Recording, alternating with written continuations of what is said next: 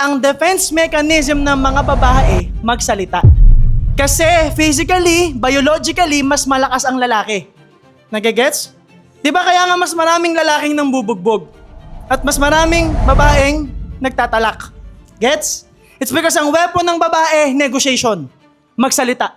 Kasi alam nila mahina katawan nila. Are you with me? It's biological. It's science. So, defense mechanism nila yan, pag hindi sila okay, doesn't mean galit sila sa'yo. Doesn't mean hindi ka okay na anak. Siguro dati hindi ka okay. Ngayon okay ka, nandito ka na eh.